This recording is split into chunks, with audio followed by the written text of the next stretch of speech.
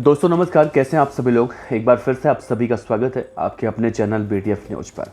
दोस्तों, पंजाबी सिंगर सिद्धू मूसेवाला का नाम एक बार फिर से चर्चा में है। चाहे सदन में हो या फिर राजस्थान में हो या फिर पंजाब में हो, सिद्धू मूसेवाला का नाम एक बार फिर से लिया जा रहा है। आज के इस वीडियो में मैं आपको बताने वाला हूँ कि पंजाबी सिंगर सिद्धू मूसेवाला का नाम किसने सदन में लिया और अब सिद्धू मूसेवाला की हत्या में शामिल गैंगस्टर जग्गू भगवानपुरिया को राजस्थान के दौसा जिले की पुलिस भी प्रोडक्शन रिमांड पर ले गई है। और क्यों ले गई है इसके बारे में भी थोड़ी सी चर्चा करूंगा। इसी वीडियो में गैंगस्टर लॉरेंस बिश्नोई के बारे में थोड़ी सी चर्चा करूंगा और राजस्थान का कुख्यात गैंगस्टर आनंदपाल, जिसका 2017-24 जून को मालासर में एनकाउंटर हुआ था, उसके बारे में थोड़ी सी चर्चा करूंगा। थोड़ी चर्चा सब की करूंगा। इस वीडियो के अंत तक बने रहिएगा। एक बार फिर से आप सभी को नमस्कार करते हैं। दोस्तों, सबसे पहले मैं बात करूं गैंगस्टर जग्गू भगवानपुरिया की। तो देखिए, जग्गू भगवानपुरिया सिद्धू मूसेवाला की हत्या में शामिल था और जब सिद्धू मूसेवाला की हत्या हुई थी तो ये लॉरेंस बिश्नोई का खासम खास हुआ करता था और लॉरेंस बिश्नोई के साथ इसकी तस्वीरें जो निकल कर सोशल मीडिया पर आती थी वो बहुत ही याराना वाली आती थी। लेकिन सिद्धू मूसेवाला की हत्या के बाद जब इनके गैंग के बीच में आपस में दुश्मनी हुई और जग्गू भगवानपुरिया गैंग के बदमाशों को लॉरेंस बिश्नोई गैंग के बदमाशों ने पंजाब के तरन तारण की गोइंदवाल साहिब जेल में गैंग वॉर में मार दिया।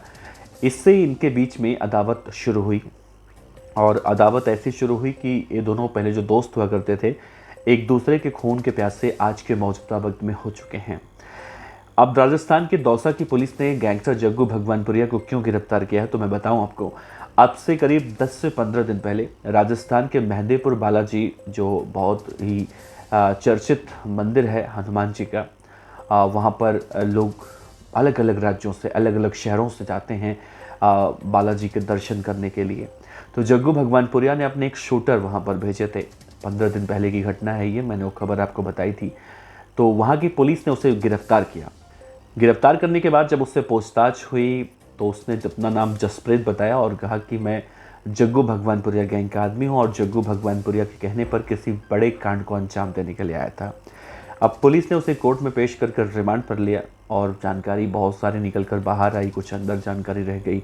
लेकिन इस पूरे केस में पुलिस ने भी कुछ खुलासा नहीं किया है और जग्गू भगवानपुरिया को गिरफ्तार करना पहले पुलिस ने जरूरी समझा। और इसी केस में गैंगस्टर जग्गू भगवानपुरिया को पंजाब की जेल से प्रोडक्शन रिमांड पर लेकर दौसा पुलिस राजस्थान लेकर आई है और इससे पूछताछ अब वहाँ पर करेगी।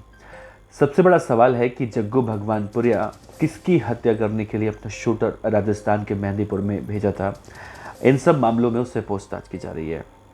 दूसरी बात दोस्तों, देखिए, गैंगस्टर आनंदपाल तो आपको याद होगा। आनंदपाल की चर्चा उसकी मौत के देखा जाए तो 7 से 8 साल बाद एक बार फिर से चर्चा में है। गैंगस्टर आनंदपाल दरअसल एक बार फिर से चर्चा में इसलिए आया है क्योंकि आनंदपाल का जब एनकाउंटर हुआ था तो उस एनकाउंटर को राजस्थान की पुलिस ने अपने अलग ढंग से दिखाया था कि ऐसे ऐसे हम गए और ऐसे ऐसे उसे पकड़ने की कोशिश कर रहे थे और ऐसे ऐसे AK-47 से आनंदपाल ने फायरिंग पुलिस पे की। फिर पुलिस ने उसके ऊपर फायरिंग की और वो मर गया। ये सारी कहानी बताई गई थी। उस वक्त तो आपको याद होगा बहुत बड़ा बवाल हुआ था, बहुत बड़ा विरोध प्रदर्शन हुआ था राजस्थान में। और मुझे लगता है सुखदेव सिंह गोगामेड़ी, जिनकी पिछले साल हत्या हुई थी दिसंबर के महीने में, उन्होंने भी एक बड़ा आंदोलन किया था आनंदपाल को इंसाफ दिलाने के लिए। उसी आनंदपाल के हत्या या दुश्मनी के चलते राजू ठेहट मारा गया। सुखदेव सिंह गोगामेड़ी की हत्या बताई गई बीच में कि आनंदपाल की बेटी ने करवाई। खैर, ये सब अलग मैटर है। लेकिन आनंदपाल के परिवार वालों ने उस वक्त आनंदपाल को तो इंसाफ नहीं मिला जो तथाकथित इंसाफ था। अब कहीं ना कहीं जाकर आनंदपाल के परिवार वालों को सुकून जरूर मिल रहा है क्योंकि परिवार का शुरू से ही ये दावा रहा है कि गैंगस्टर आनंदपाल का एनकाउंटर फर्जी तरीके से किया गया था और पुलिस जैसा बता रही थी वैसा तो बिल्कुल नहीं था। इस केस में देखिए, CBI जांच चल रही थी और CBI ने अपनी जो क्लोजर रिपोर्ट कोर्ट में लगाई थी वो पूरी तरह से कोर्ट ने नकार दिया है, खारिज कर दिया है। और जितने भी 4 से 5 पुलिस वाले थे, A से लेकर Z तक, यानी हम A रैंक से लेके और कांस्टेबल तक देखें तो 5 पुलिस वाले ऐसे हैं जिन पे अब कार्रवाई हो गई। कोर्ट ने भी साफ तौर से कहा है कि उन सभी पर हत्या का मुकदमा चलाया जाएगा। आप सोचिए कि आनंद पाल तो ऐसे खुद एक बड़ा गैंगस्टर था, नामी गैंगस्टर था, जिसके बारे में कहा जाता है कि और लोगों को तड़पा तड़पा कर मारता था। कुछ लोग कहते हैं पिंजरे में कैद करके मारता था, कुछ लोग कहते हैं कि मारने के बाद हड्डियों की बोटी बोटी काट कर तेजाब डालकर पिघला देता था। कुछ इस तरह की बातें तमाम मुँह से तमाम बातें निकलती हैं। लेकिन इन सब के बीच में अगर ऐसा कोर्ट में कहा जाता है कि पुलिस वालों ने फर्जी एनकाउंटर किया था, आप सोच रहे हैं कितनी बड़ी बात है कि एक गैंगस्टर का परिवार जीत गया। इससे कहीं ना कहीं पुलिस प्रशासन की जो छवि है वो धूमिल हुई है और ये बहुत ही शर्मनाक बात है। फिलहाल आनंद पाल के परिवार के लोग अभी खुश हैं, कम से कम 7 से 8 सालों के बाद वो जैसा सोच रहे थे वैसा ही निकला और सभी आरोपियों के खिलाफ अब कार्रवाई की गई है। कोर्ट के आदेश के बाद की जाएगी या की गई होगी या आने वाले समय में की जाएगी। मतलब कि जो पुलिस वाले ये दिखाने की कोशिश कर रहे थे कि आनंद पाल बहुत बड़ा गुंडा था और हम मतलब उसे पकड़ने गए थे, दबिश देने गए थे और दबिश देने के दौरान उसने हम पर फायरिंग की और फायरिंग करने के बाद हम उसे पकड़ने की बजाय सीधे हमारे पास ऑप्शन नहीं था तो हमने मार दिया। अब देखिए एक बात और निकल कर सामने आ रही है कि गैंगस्टर आनंद पाल के एनकाउंटर तक, फरारी से लेकर एनकाउंटर तक पुलिस का 8 से 9 करोड़ रुपया खर्चा हुआ था। अब आप अंदाज़ा लगाइए कि एक कुख्यात गैंगस्टर को पकड़ने के लिए 8 से 9 करोड़ रुपया लगा था, क्योंकि कहा यह भी जाता है कि उसकी दबिश में 3 से 4 लाख रुपए खर्चे होते थे और 100 से ज़्यादा दबिश उसकी हुई थी और आखिरकार वो पकड़ा गया, मारा गया।